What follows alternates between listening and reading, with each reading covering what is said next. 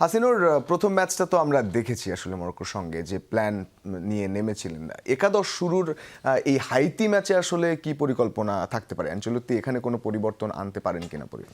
রঞ্জন, এই ম্যাচে মাঠে নামার আগে সবার আগে ব্রাজিল দলের একটা পজিটিভ এনার্জি প্রয়োজন। তারা প্রথম ম্যাচে যেভাবে ড্র করে সমালোচিত হয়েছেন, যদিও মরক্কো খুবই শক্তিশালী দল, তেমনি ব্রাজিলের ভক্তদেরও একটু চেয়ার আপ হওয়ার দরকার আছে। আমি যতদূর দেখে এলাম যে ব্রাজিলের র্যাঙ্কিংয়ে কিন্তু এক ধাপ উন্নতি হয়েছে, 6 থেকে তারা 5-এ পৌঁছে গেছে। তো আশা করি সেটা তাদেরকে চেয়ার আপ করতে সাহায্য করবে। মুজদামির তারিক যেমন তার প্রতিবেদনে বলছিলেন যে ব্রাজিল 4-2-4 ফরমেশনে খেলতে পারে, তারা উইং নির্ভর আক্রমণে যাবার একটা পরিকল্পনার কথা গতকালকে পর্যন্ত ব্রাজিলের গণমাধ্যমগুলো বলছিল, যেহেতু তারা ক্লোজলি ব্রাজিলের প্র্যাকটিসগুলো ফলো করে থাকে। তবে আজকে একটা প্রতিবেদনে কিন্তু একটু ডিফারেন্ট, সেই একই গণমাধ্যম ইবোলা, খুব সম্ভবত ওনার নাম, ব্রাজিলের যে পত্রিকাটি, নামটা আমি শিওর না, এটাই হওয়ার কথা। তারা যেটা বলেছে, আবার আনচেলত্তির কিন্তু প্রিয় সিস্টেম আমরা সবসময় জানি 4-3-3, যেটা তিনি রিয়াল মাদ্রিদ সহ অন্য ক্লাবগুলোতে খেলিয়েছিলেন, সেই ফরমেশনেই ফেরত যাওয়ার সম্ভাবনা বেশি বলে বলছেন তারা। আমরা একটু সম্ভাব্য একাদশটা দেখাতে চাই, আমরা দর্শকদের দেখাবো। তার আগে বলতে চাই, এই ম্যাচে ব্রাজিলের 2টি পরিবর্তন কনফার্ম, আরেকটি হতে পারে, 3টি সর্বোচ্চ পরিবর্তন হতে পারে। আমরা একটু একাদশটা দেখে বলি। এলিসন বেকার থাকছেন ডিফেন্স লাইনে। ইবানেস প্রথম ম্যাচে রাইট ব্যাক হিসেবে, যিনি সেন্টার ব্যাক মূলত রাইট ব্যাক হিসেবে খেলে খুব বাজে পারফরমেন্স করেছিলেন, তার জায়গায় ডেনিলো এসেও ভালো করেছিলেন, অর্থাৎ ইবানেজের জায়গাটায় ডেনিলো নিচ্ছেন রাইট ব্যাকে। মাঝখানে মার্কিনিওস এবং মাগালাইশ থাকছেন সেন্টার ব্যাকের দায়িত্বে, এবং ডাগলাস সান্টোস তিনি কিন্তু লেফট ব্যাকে বেশ ভালো পারফরমেন্স করেছেন, প্রত্যাশার চেয়ে বেশি পারফরমেন্স করেছেন বললে কিন্তু ভুল হবে না। সেন্ট্রাল মিডফিল্ডের যে 3 পেয়ার, এটা নিয়েই আসলে আমরা 4-3-3 ফরমেশন দাঁড় করিয়েছি।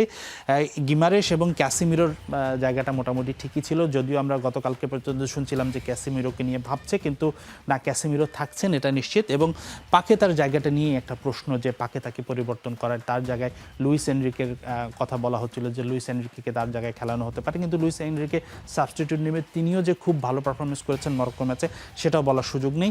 সেই হিসাবে আমি যতদূর মনে করছি পাকেতা থাকবেন, বিষয়টা পরবর্তীতে আরেকটু ক্লিয়ার করব। এবং স্ট্রাইকার জোনে যে 2টো অন্তত পরিবর্তন হবে আমরা বলছিলাম, ম্যাথিয়াস কুনিয়া ফিরছেন স্টার্টিং 11-এ, সেই সাথে রাইট সাইডে রাফিনি এবং লেফট সাইডে ভিনি থাকছেন। তো রঞ্জন, এর আগের ম্যাচগুলোতে কিন্তু আমরা দেখেছিলাম যে তারা 4-2-3-1 ফরমেশনে গিয়েছিল, সেখান থেকে 4-3-3 একটা ফরমেশনে আসছে ব্রাজিল।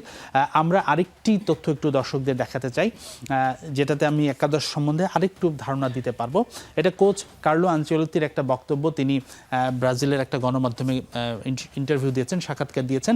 পাকেতা ইস্যুতে, পাকেতা নাকি লুইস এনরিকে খেলবে, তিনি অবশ্যই তিনি তার ফরমেশন এবং দল নিয়ে প্রকাশ করতে চাননি। তিনি যেটা বলেছেন যে আমি নিশ্চিত করতে পারছি না পাকের শুরুর একাদশে থাকবেন কিনা।